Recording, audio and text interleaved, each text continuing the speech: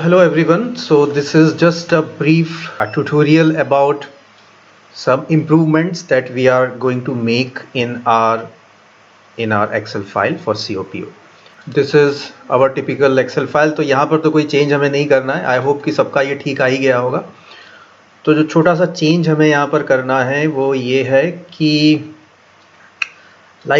ये जो CO और एवरेज T1 एवरेज T2 वाली जो ये टेबल है, इसमें कुछ लोगों को बार बार प्रॉब्लम आ रही है. वो कहते हैं कि ये हैश हैश तरीके से आ रहा है, कुछ एरर आ रही है, डिवाइड बाय ज़ीरो एरर आ रही है या ब्ला ब्ला ब्ला ब्ला आ रहा है. तो इसका हम क्या करें? देखो भाई, तो अगर ये हैश आ रहा है तो इसका मतलब ये है, टिपिकली इसका मतलब ये है कि T3 एग्ज़ाम में आपने CO1 से कोई क्वेश्चन नहीं दिया होगा, इसलिए ये एरर आ रही है, right.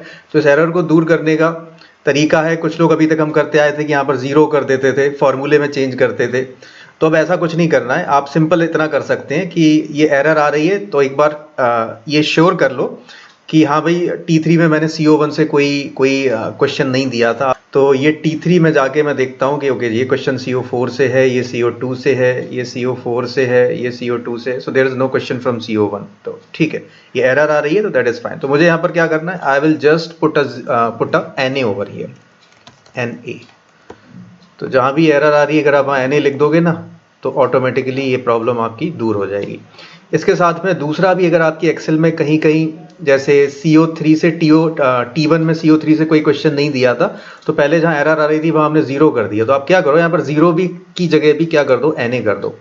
So wherever in this table you find a zero और दिस ब्ला ब्ला ब्ला यानी डिवाइड बाय ज़ीरो एरर और error, you just put a NA over there. तो यहाँ पर मैंने NA लिखा. यहाँ भी आप देखो ये CO1 और ये T2 एग्जाम में CO1 से कोई क्वेश्चन नहीं पूछा, यहाँ ज़ीरो लिखा हुआ है. तो यहाँ भी मैं क्या कर दूंगा, NA लिख दूंगा.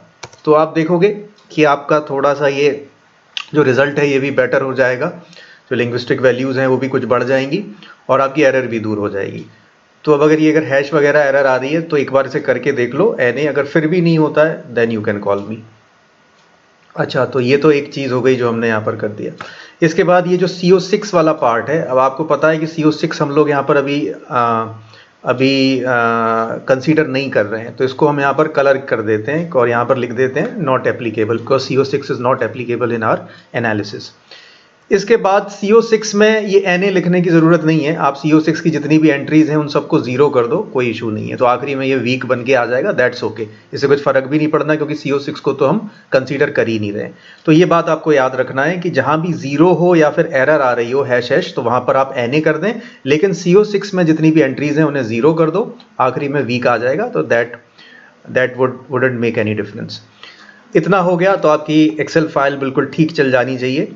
इसके बाद एक छोटा सा, ये जो टीचर्स असेसमेंट के मार्क्स हैं, यहाँ पर आपको बड़ा अच्छा लग रहा होगा कि हम यहाँ पर क्विज़ के मार्क्स डाल देते हैं जो भी हमारे 20 में से होते हैं इंटरनल, बाकी ये फार्मूला अपने आप फिट कर लेता है. तो ये बात बिल्कुल ठीक है, ये फार्मूले ने अपने आप फिट कर दिया है. हम इसको टोटल भी करके देखते हैं तो आप देखोगे कि ये 11 आएगा आपका. तो ये टोटल वगैरह सही आता है हर बार, लेकिन इसमें एक दिक्कत है, बेसिक फ्लॉ है कि जब हम इस एक्सेल को किसी को प्रेजेंट करेंगे तो वो अगर यहाँ पर क्लिक करेगा तो उसे दिख जाएगा कि भाई यहाँ पर तो इन लोगों ने कुछ किए, यहाँ पर फॉर्मूला लगा है. तो ऐसा हमें प्रेजेंट नहीं करना है. तो आपको सिंपली क्या करना है, आपको जस्ट इसे कॉपी करना है यहाँ से और वापस जाके इसे पेस्ट बाय वैल्यू कर देना है. तो पेस्ट बाय वैल्यू करेंगे तो क्या होगा, ये वाला जितने भी आपके, मैं कर भी देता हूँ पेस्ट बाय वैल्यू, तो ये जितने भी फॉर्मूले हैं ना आपके ये चले जाएंगे.